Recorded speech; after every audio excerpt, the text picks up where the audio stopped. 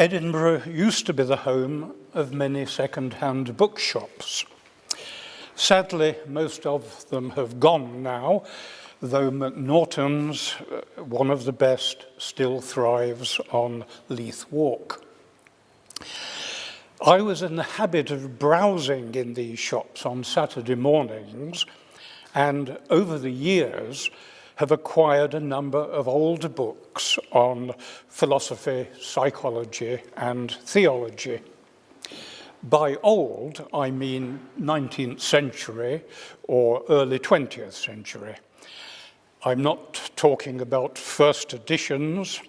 I'm referring to things costing pennies rather than pounds.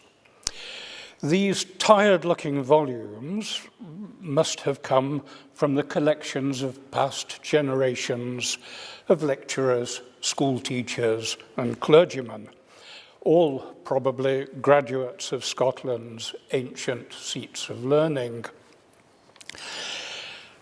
Although I purchased these books, I'm ashamed to say that most of them stand unread, gathering dust on my bookshelves.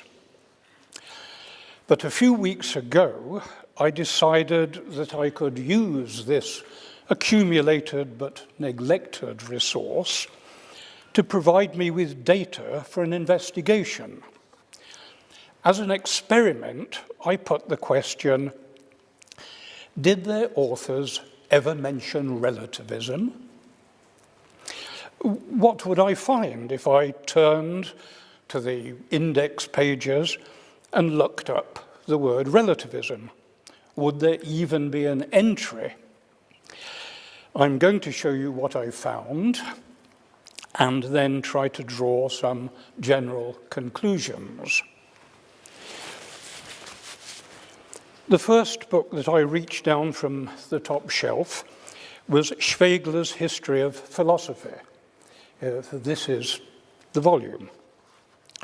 It was published in 1871 in Edinburgh and was a textbook for students. It was translated by one James Hutchinson Stirling, 1820-1909, who provided extensive notes and annotations to help the reader. In fact, more than half of it is Stirling. Stirling was a noted Edinburgh intellectual. He didn't hold a university post, but he authored numerous works, including the celebrated The Secret of Hegel, 1865. Some reviewers said that the secret was well kept. For the moment, the question is, did Stirling mention relativism? And in the course of his extensive commentary? The answer is that he certainly did. He both mentioned it and also sneered at it. The index guides the reader to page 316. Here, Stirling happens to be discussing one of his own contemporaries, a thinker whose creed, he said, went under the name relativity. Stirling went on, I quote, "One's first difficulty is what is meant by the term. Relativists in England are nowadays spoken of with awe.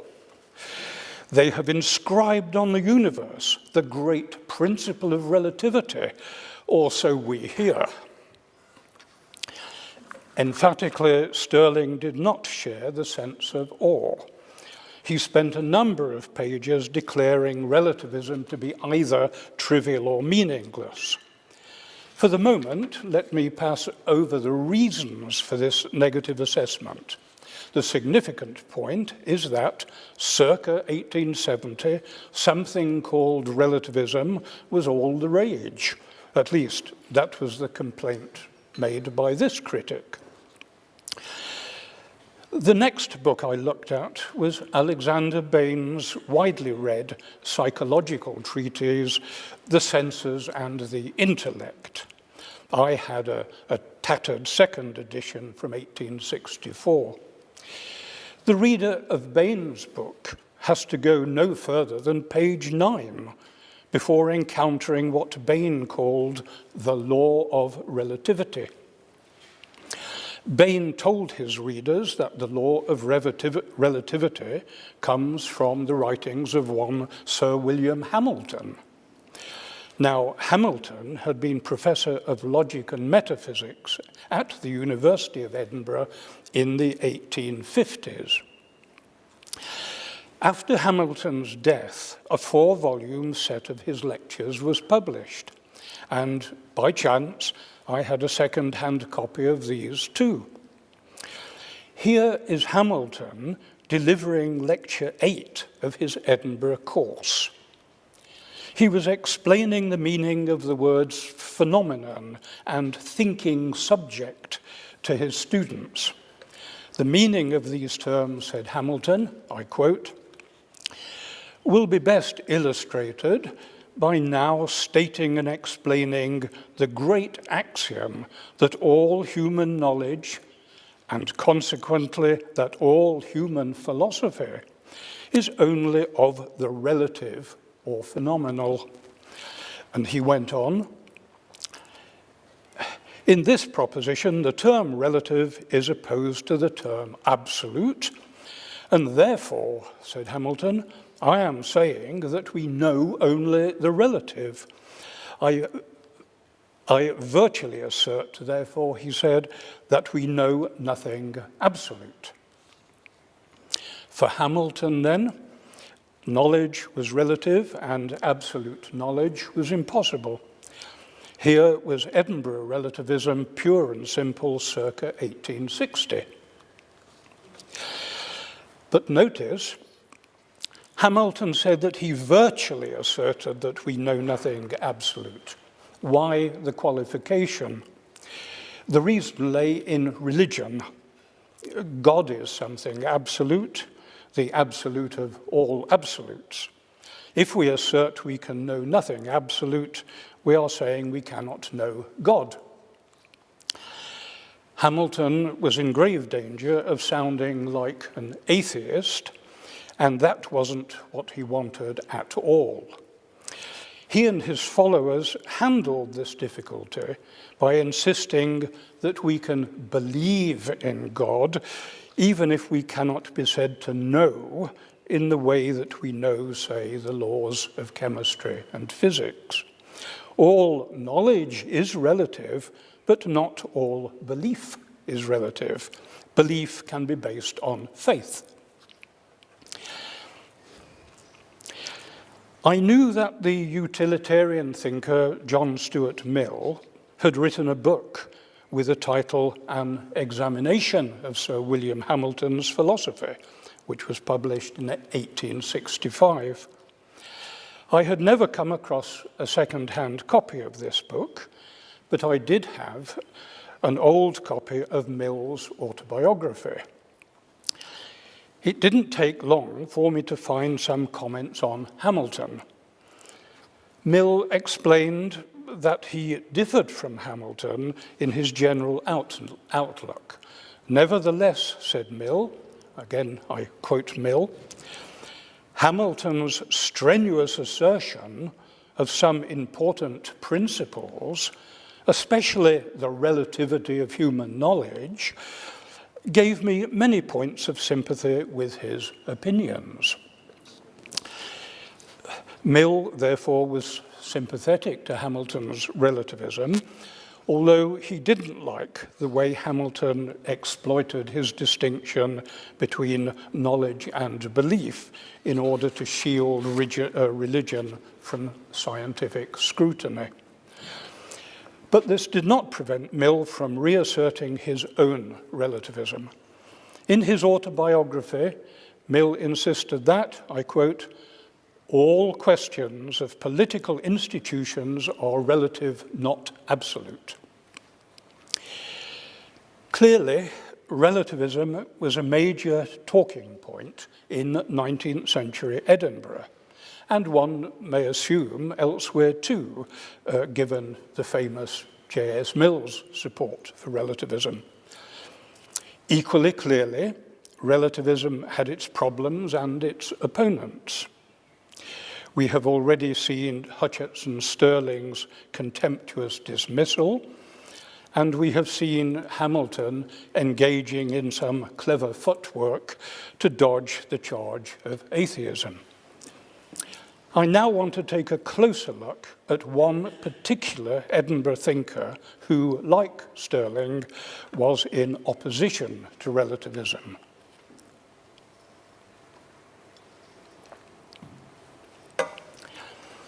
Hamilton's old chair of logic and metaphysics in Edinburgh was later occupied by a gentleman by the name of Andrew Seth, 1856 to 1911.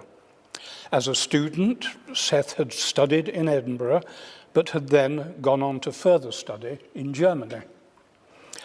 It was German metaphysics that Seth brought to bear on the questions generated by Hamilton's dichotomy between the relativism of knowledge and the absolutism of faith.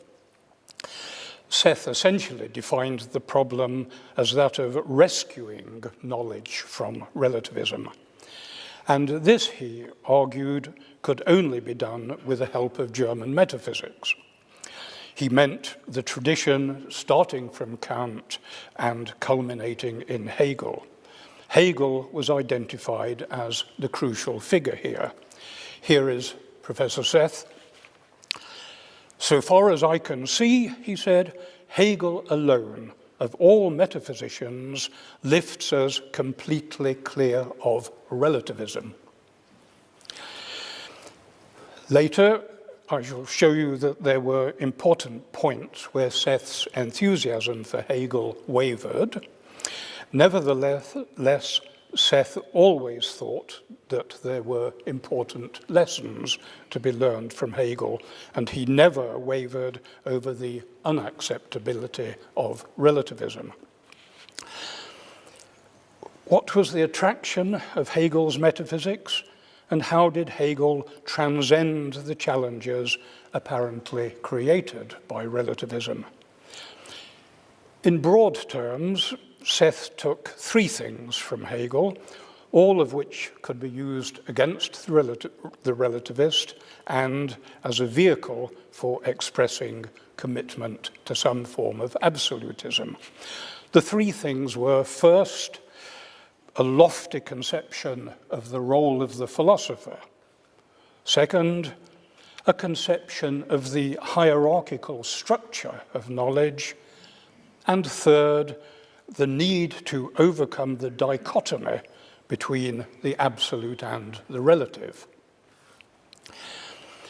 Hamilton's dichotomy was to be replaced by an all-consuming and all-unifying spiritual monism. And this undertaking was to be articulated in the remarkable and remarkably obscure language of Hegelian metaphysics. These ideas were developed by Seth in two important series of public lectures given in Edinburgh University. The first series was published in 1885 as Scottish Philosophy. This is the volume. Chapter 5 on Hamilton bore the title The Relativity of Knowledge.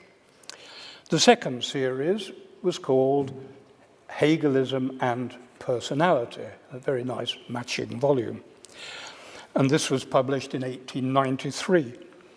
They were known as the Balfour Lectures because they were financed by the Tory grandee and future Prime Minister A.J. Balfour. So let's have a look at the Balfour Lectures.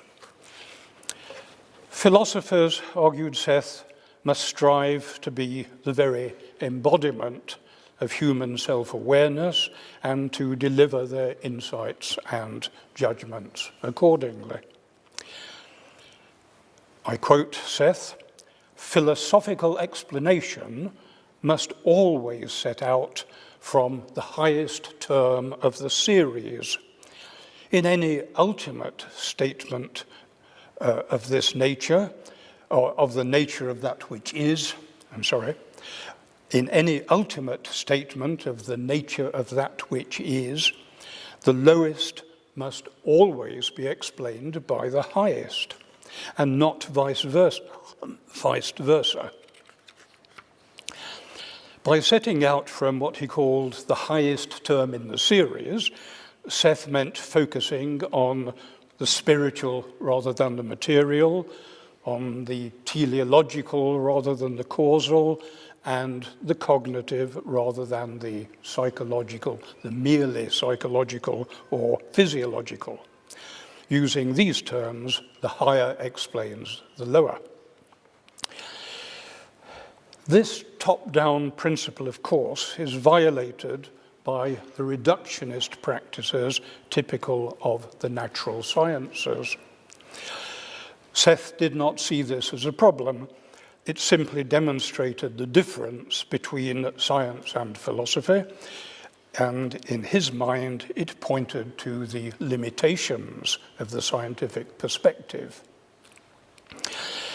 Seth did not count himself as anti-scientific, but he thought that scientists should know their place.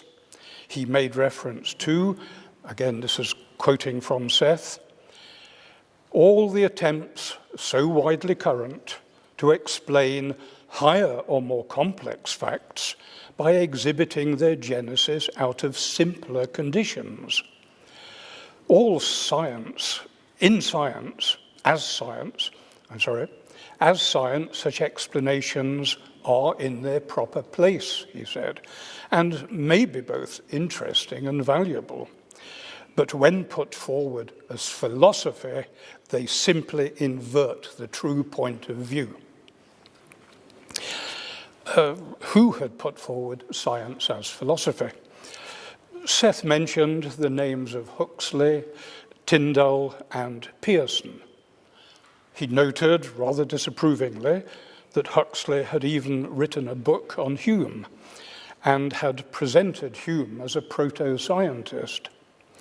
Here, then, was a scientist trespassing into the territory of philosophy and reaching, according to Seth, ill-judged conclusions. If scientists like Huxley had inverted the true point of view, what then was the true point of view? What was it for science to be kept in its proper place?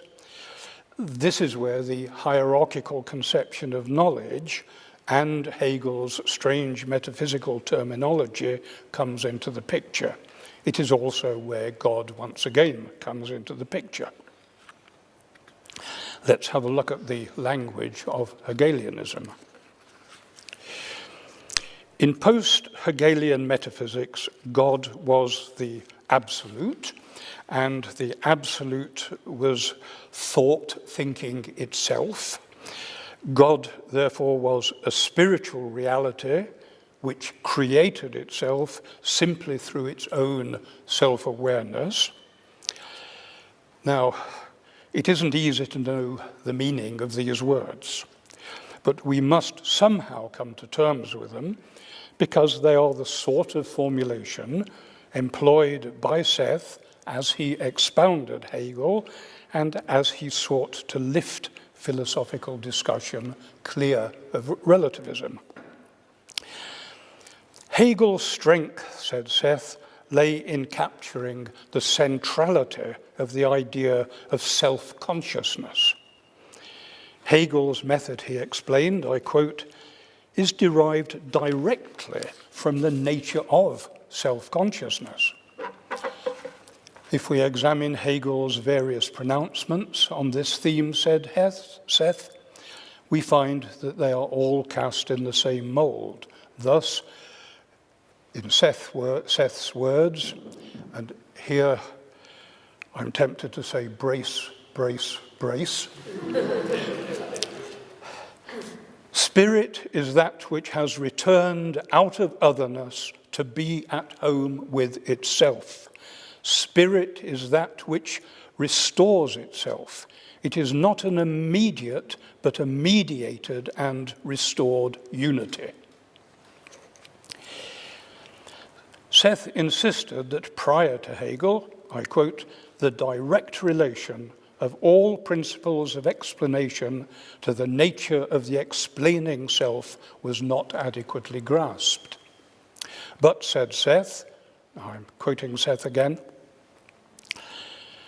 when the spectre of relativity has been finally laid, the only instructive sense in which the term absolute can be used is as applied to system. An absolute system is one which claims to demonstrate the rationality of existence. Now, how on earth are these words to be interpreted?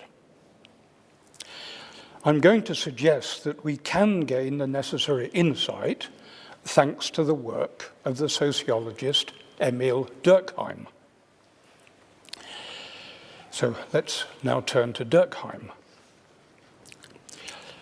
Durkheim's crucial insights are to be found in The Elementary Forms of the Religious Life, published in 1912. For Durkheim, religion was an expression of society and was the medium through which a group understood itself. All religions, he said, are based on the distinction between the sacred and the profane. The sacred is powerful and dangerous. It must be treated as untouchable. It is a device for ensuring that the central institutions of society command respect. Durkheim was saying, stated very simply, that when the members of a group prayed, they were worshipping themselves. Durkheim used these insights to interpret a mass of ethnological data. But at 2 points in this book, he took the opportunity to shift the focus from the totems and rituals of so-called primitive societies and take a look at contemporary society. In both the introduction and the conclusion, he turned his attention to the neo-Hegelian philosophy that was currently fashionable in France and other European countries, such as Scotland. Durkheim treated this philosophy as if it was the religion of a primitive tribe. He began by offering some broad insights into the conflict between the proponents of two schools of thought that he called respectively empiricism and a priorism. Neo-Hegelianism, of course, was a species of a priorism. Both empiricists and a priorists needed to offer an account of the basic categories of thought, that is, our basic understanding of the world as structured by the categories of space, time, substance, causality, and personality. Empiricists attempted to construct these categories out of the elements given in experience. The a priorists believed that it was impossible because experience itself presupposed these categories. Where then did sociologists of knowledge stand on this question? On the one hand, said Durkheim, sociologists should look with approval at the work of empiricist philosophers because it embodies the values and practices of science, and above all, Durkheim wanted sociology to be a positive science. The weakness of the empiricist tradition, he said, was its difficulty in accounting for the universality and the necessity of our categories. Empiricists offer no account of how these categories impose themselves on our individual experience. And Durkheim explained this defect by saying that the empiricists must be committed to a form of individualism. On the other hand, said Durkheim, sociologists should certainly deplore the hostility to science of the a priorists. But, he said, interestingly, despite their name, quote, the a priorists have more respect for the facts.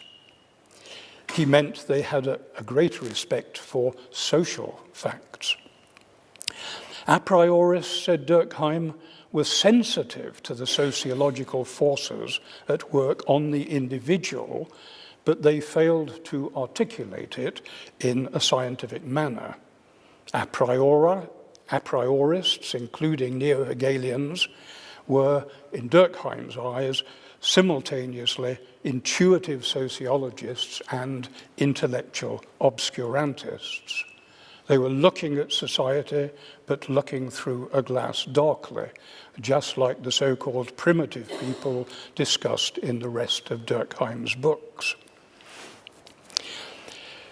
These insights, I think, can be used to cast light on some of the peculiar formulations that we have encountered. Let me show how they might be applied to the quotation from Seth, which referred to spirit as that which has returned out of otherness. From Durkheim, we learn that it is society, of course, that is being sacralized and designated as absolute spirit. And it is society that embodies for its members the rationality of their existence. How then are we to understand the word system as used by Seth? In the first instance, of course, the system in question is philosophy cast into a system, for example, Hegel's system. But to recall that for Seth, philosophy was nothing other than society made conscious of itself. So in effect, system meant society. The explaining self stressed by Seth was the unified culture and self-understanding of a social group. The claims of the system were the claims made upon each of us by the society that we collectively constitute. Recall next Seth's sentence where spirit was said to be that which has returned out of otherness to be at home with itself. For each member of a society, it is other people in the society who represent otherness. The return of the otherness is the normative compulsion that impinges on us from this outside, that is, from other people. It is a compulsion to follow a social practice because that is now the right practice, the right thing to do. Our conforming to and embracing this sense of rightness is what it is to be at home. It is a state of belonging, of being socialized into a form of life. So we're talking about shared practices which are a unity, but a mediated unity. Now the neo-Hegelian project begins to look like a transfigured theory of social ontology. It begins to look like an attempt to articulate the truth that the members of a social group create and sustain their own social reality by their orienting to one another in the terms set by that reality. This is the picture of a society as a self-fulfilling prophecy and a self-reinforcing and self-reinferring system. But more than a transfigured social ontology was at stake. Seth was not talking about societies in general. Durkheim might have been conducting a scientific investigation and searching for scientific generality, but Seth wasn't. That would have been relativism. Seth had a higher normative goal.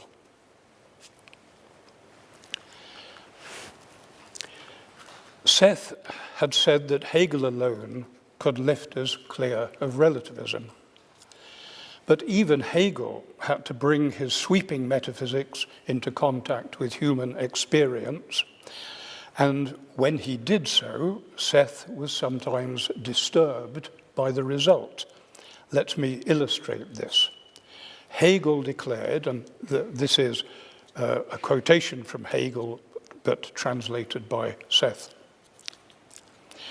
Hegel said, just as each individual is the son of his own time, so philosophically is its own time formulated or reduced to thought.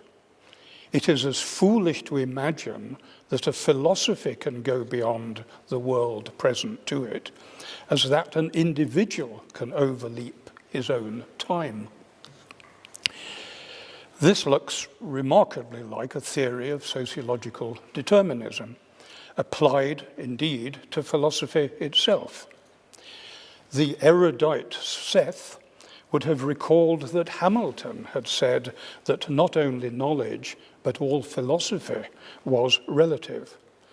Seth would also have known how close these sentiments were to the relativist position set out in Mill's autobiography. I'm referring to the passage I quoted, where Mill said that all questions relating to political institutions are relative rather than absolute. No wonder that Seth was troubled by Hegel, by Hegel's words. How, asked Seth, this is quoting Seth, how are we to reconcile this acknowledgement of thoroughgoing relativity with the absolute claims made for his own philosophy, i.e. by Hegel? It was a good question, and there was worse to come. Seth had a complaint to make about Hegel's famous work, The Philosophy of Right, his philosophy of law and ethics, published in 1821. Seth's complaint was that the book was little more than a transcript of, quote, existing institutions and customs and the existent state.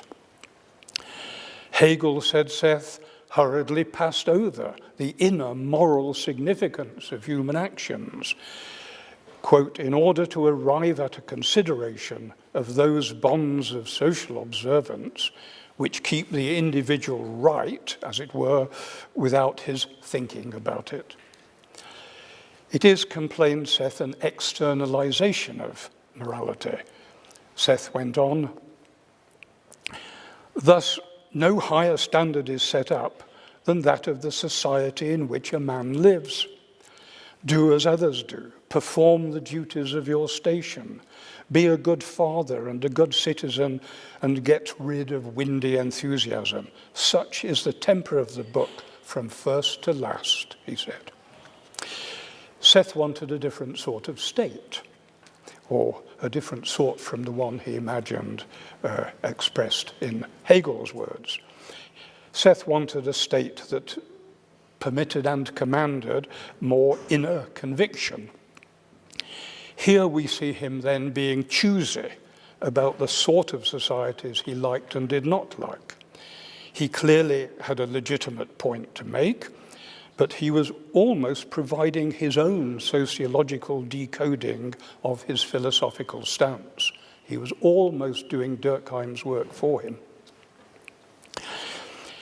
This sort of maneuvering by Seth was particularly clear in an early and very influential publication of Seth's that bore the title Philosophy as Criticism of Categories. This work appeared as the opening chapter in a book, Essays in Philosophical Criticism of 1883, that Seth had edited with his friend Richard Burden Haldane. The book was one of the founding documents of British Hegelianism. Seth's co-editor, Haldane, had also been educated at Edinburgh University, and like Seth, he had studied in Germany.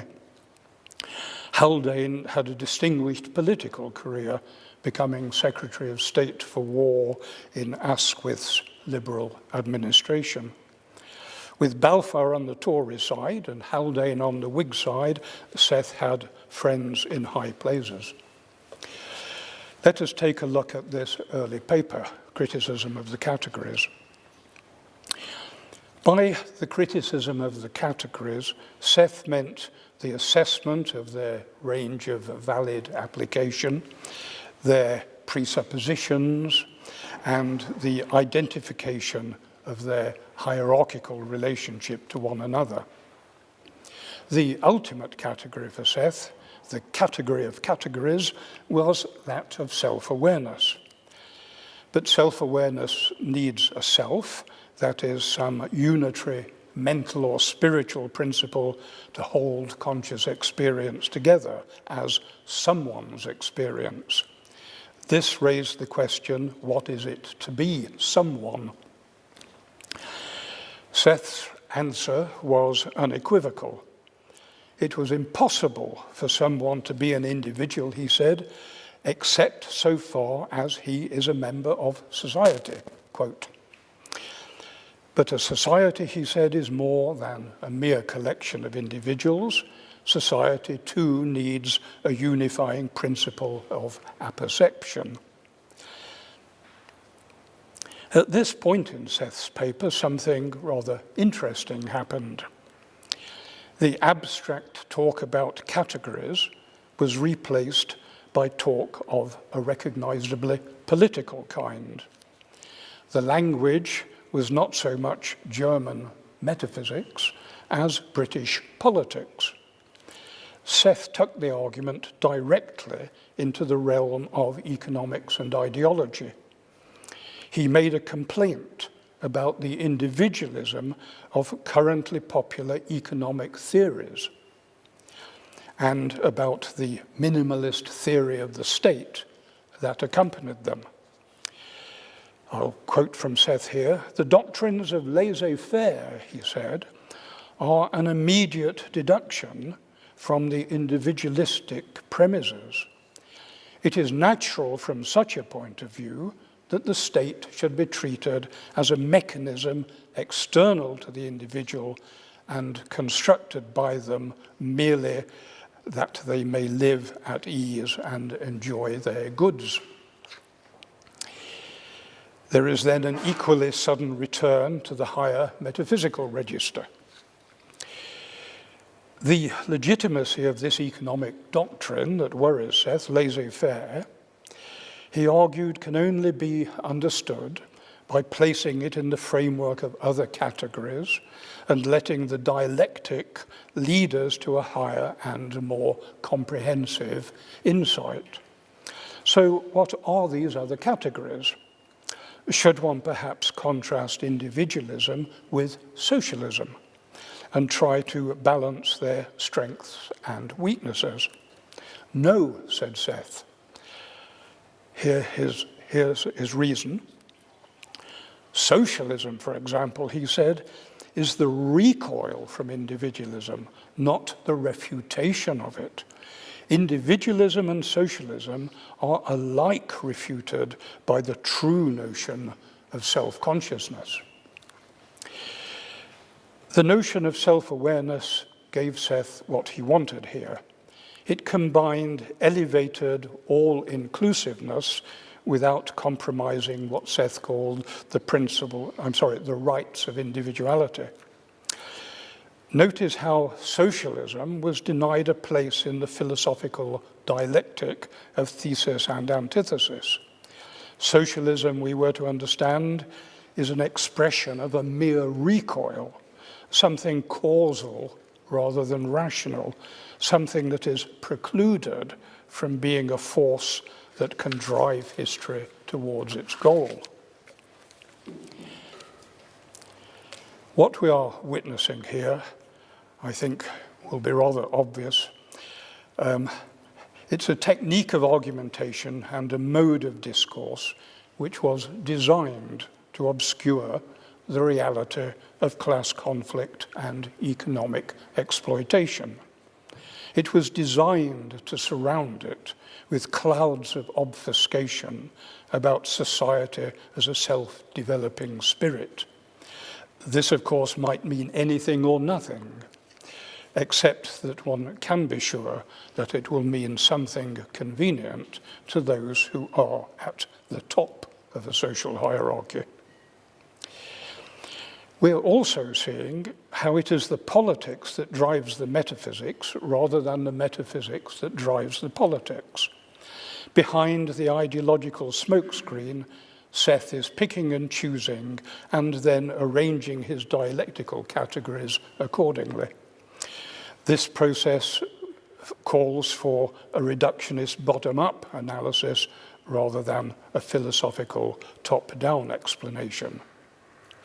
What are we seeing? Is it bad faith, a deliberate attempt to pull the wool over people's eyes, or is it simple lack of self-awareness?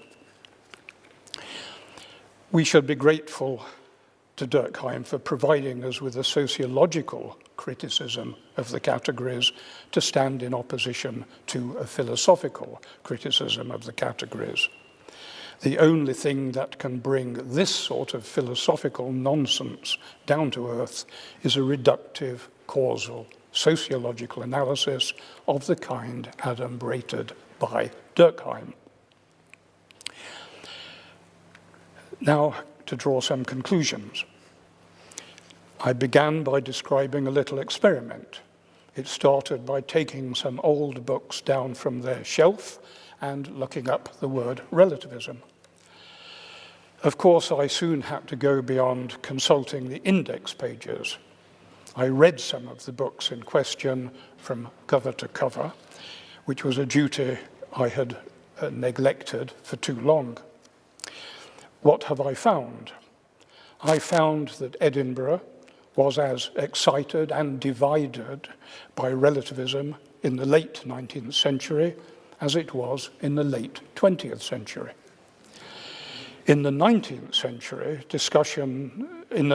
century discussions, philosophers were positioning themselves with regard to two things: local religious beliefs and institutions, and the dramatic growth of professional science. These were the landmarks by which they were navigating. More specifically, we have seen the philosophers drawing group boundaries. They were concerned with questions of membership and inclusion and exclusion. They were assigning roles to the members of groups, and we have seen them arranging the groups in a hierarchy. They were engaged with questions of status and social order, but reference to these realities was encoded in quasi-religious categories. We have also seen something else. In the 19th and early 20th centuries, relativism was associated with a pro-scientific stance. Today's philosophers criticize relativists for their allegedly anti-scientific stance. Why the change? Between today and the time period covered by my experiment, there has, of course, been a shift in the relative status of science and religion. The impact of this historical shift on the changing polarities of the relativism debate is easily explained. All that is needed is the hypothesis that philosophers are professional ideologues. They flatter and legitimate the powerful. It is then predictable that philosophers would shift their allegiance from religious institutions to scientific institutions in the way they did. Now, the prolonged dispute between relativists and anti-relativists has often been bitter. Cynics say that the reason that academic disputes are so bitter is that so little is at stake. In this case, I think they are wrong. They overlook the important possibility that academic disputes may be wittingly or unwittingly proxy wars, where greater forces are at work behind the scenes. There is a manifest content and a latent content. What lies behind the scenes in the present day discussion of relativism? The most obvious thing, of course, is that what is at stake is the status of science itself. But there is also the question of the status and the methods of those who would study and interpret that status. Is this a matter for scientists alone? Is it a matter for philosophers?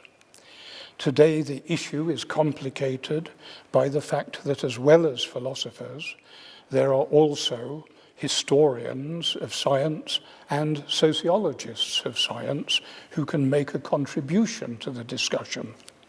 In Professor Seth's day, as far as I'm aware, there were no sociologists of science and very few historians of science. An isolated exception was perhaps Ernst Mach. He was a relativist. If we use the outdated language of Professor Seth, I would suggest that what is needed is not a Hegelian dialectic, but a scientific dialectic. Society must know itself scientifically, and science must know itself scientifically. That is the nerve of the matter. Where does relativism come into that picture? I would suggest that it is not something that stands alone, as if it were a metaphysical system itself. Rather, it should be seen as an integral part of scientific method. Relativism is central to any causal scientific analysis of human behavior, whether psychological, sociological, or historical. But rather than getting carried away by these dialectical themes, let me use the results of my experiment with older books to leave you with a direct comparison between the debates over relativism that were taking place circa 1870 and circa 1970. Everyone knows that Thomas Kuhn's work in the history of science was a flashpoint. In the 1970s, one of the defining confrontations over relativism was between Kuhn and Popper. Kuhn's Popperian critics wanted historians of science to structure their narratives around a prior specification of what constituted rationality. And that specification, said the critics, could only be provided by philosophical insight.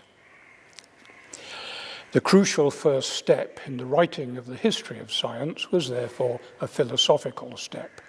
Only then would one know how to organize the empirical record. Only then would one be in possession of the categories that would give it rational order. Kuhn was dismissed as a relativist because he refused to conform to this historical division of labor. The result of his refusal, said his critics, was that he presented science as something irrational. He reduced history to mob psychology, or so said one of the critics. At best, said Popper, Kuhn's account fits routine, applied science and technology. It applies to low-level science, not to the high-flying acts of inspiration that define science at its best, that drives it forward and displays its inherent rationality. I'm sure you can see that Kuhn's critics were insisting on precisely the style of top-down explanations that the neo-Hegelians, such as Professor Seth, had been so concerned to promote.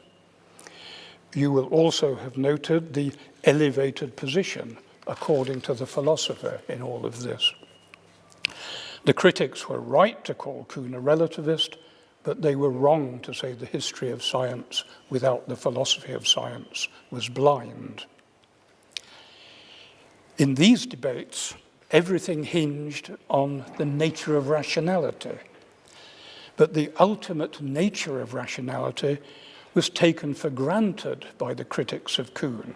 It was never explained, only asserted. Its inner nature remained a mystery. The only thing of which one can be sure, according to the philosophers, was that rationality was not to be confused with causality. It was teleological. When Popper attempted to explain the nature of rationality, he simply became opaque. And he fell back on vague comparisons with a work of, you've guessed it, Hegel. The attack on Kuhn's relativism was nothing but an updated version of Seth's Hegelian claim that philosophical explanation must set out from the highest term of the series, and predictably, the highest term stayed shrouded in obscurity, just as it did in Hegel's day. That's it.